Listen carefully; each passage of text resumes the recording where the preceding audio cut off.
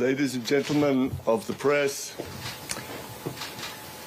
hi, I'm Leo D, and I'd like to tell you about my idea for tonight. It's an International D's Day to be celebrated today, the 10th of April. First of all, let me introduce myself. I'm the husband of Lucy D and the father of 5 beautiful kids. That is until Friday morning at 10:52 a.m. The 7 of us set off in 2 cars from our home in Efrat, near Jerusalem, on Friday morning to meet my parents, sister, and nephews who were driving up in a 3rd car for a holiday in Tiberia. Lucy was with Maya and Karen in our white Nissan Micra, and I was with Talia and Yehuda in our brown Nissan Micra. We were ahead of the other cars. At 11:07, I received a call from my sister who had set off with my parents an hour behind us. She told us that there had been an attack on a car on the route up north, and she'd been diverted. Were we okay? Yes, I said, but let me immediately call Lucy. I called Lucy. No answer. I called Maya. No answer. I called Rena. No answer. Then I saw a missed call from Maya at 10:52. I hadn't noticed it ring. I hadn't picked up the phone. The feeling that she called me during the attack and I wasn't able to speak to her will come back and haunt me for a while. I checked Google Family Link and I saw that they were all located at the Hamra Junction. At the same moment, however, Tali had seen posted on Instagram a photograph that a passing car must have taken of the wreck, where she saw the back of a white car with a bullet hole and suitcases on the back seat with blood on. The suitcases were definitely ours. I immediately turned around. I drove like a lunatic to the Hamra Junction. We got there at 12:30. The police wouldn't let us see the car, and by this point we knew that the 2 younger girls had been killed by a terrorist with an automatic Kalashnikov rifle, 20 bullets. And the older woman had been airlifted to Hadassah Ein Kerem Hospital in Jerusalem. I wanted to be with Lucy in the hospital, but we couldn't believe that this was our car until we saw our family. So I wanted to see the girls, or at least the car, for myself. After what seemed like a lifetime, it was actually 3 lifetimes, I convinced them to bring us an ID card that they'd rescued from the scene. It was Maya's. I went numb. I didn't cry yet. I was highly rational. I went back to the car and I drove another hour and a half straight to the hospital. Lucy had had 2 bullets, one through her brainstem and one lodged at the top of her spine.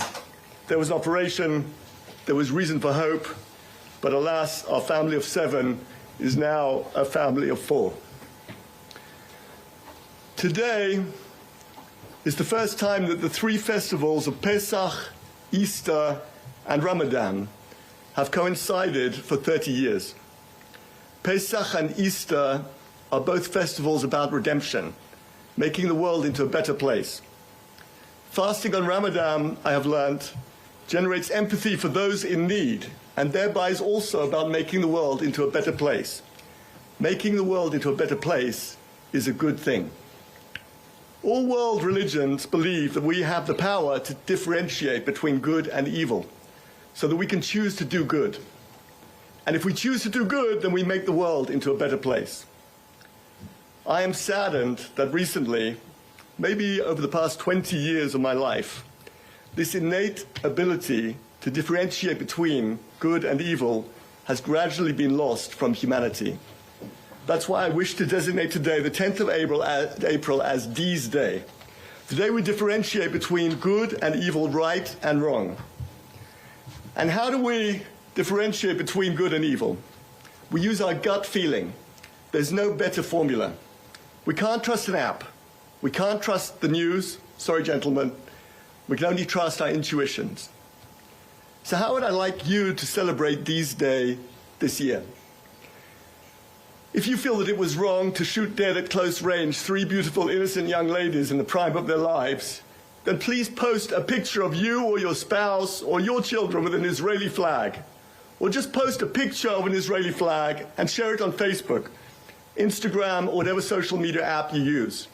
If you don't have an Israeli flag, make one. I'll show you how.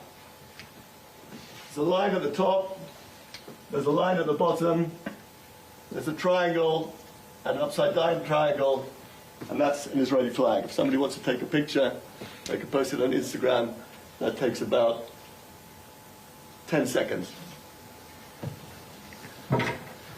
For too long, we have let a small minority try to convince us that there is no such thing as right and wrong. Everything is relative. And it's cathartic to do this because sometimes when we do wrong, we know we have to make up for it. But if we pretend that there is no right and wrong, maybe we'll get away scot-free. But that attitude to life is actually like a cocaine addiction. I'm told you can take one shot of cocaine and feel good. And likewise, when you convince yourself that אלה הדברים של יהודי, עיקרם של הדברים. הוא מתאר את אותה נסיעה בו איבד את רעייתו ושתי בנותיו. הוא אומר, היינו משפחה של שבעה, היום אנחנו משפחה של ארבעה. הוא מספר איך הוא גילה על כך שהרכב נפגע ואיך הוא הסתובב ונסע. הוא אמר, כמו משוגע אל הצומת, צומת חמרה. וכך גילה על מותן, הוא מדבר על החגים, על משמעותן של החגים, לא רק חג הפסח, גם הפסחא והרמדאן, והוא מבקש מהציבור הישראלי, תעלו תמונה של דגל ישראל הרשתות. באמת צריך לומר, ביום כזה להתייצב מול המצלמות, ליהודי בעל תושייה רבה, והקריאה שלו למען עם ישראל, למען מדינת ישראל, זה באמת יום קשה עבורו ויום קשה עבורנו ברגעים אלה.